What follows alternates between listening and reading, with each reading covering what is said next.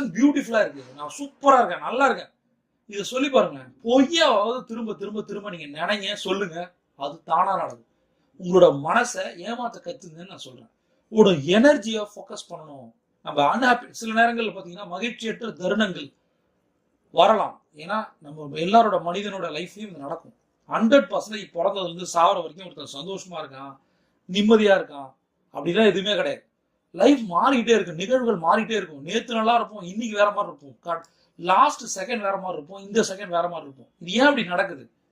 எப்பயுமே நீங்க கான்சியஸ் மைண்ட்ல ஃபோக்கஸ் ஆயிட்டீங்கன்னு வச்சுங்க, நல்லதை மட்டும் தான் நினைப்பேன், நல்லவனை மட்டும் தான் என் வாழ்க்கையில விடுவேன் அப்படின்னு நினைச்சிட்டீங்கன்னா அது ஆட்டோமேட்டிக்கா எனர்ஜியா மாறும். திரும்ப சொல்றேன், கடந்த கால கவலையோ எதிர்கால பயமோ நம்மள நிம்மதியா இருக்கவே விடாது. அப்ப நிம்மதியா இருக்கணும் அப்படின்னா பிரசன்டான டைம், இந்த லைவ் மூமெண்ட், இந்த நிமிஷம் நான் நல்லா இருக்கேன், சந்தோஷமா இருக்கேன், நான் சந்தோஷமா இருக்கேன், அடுத்த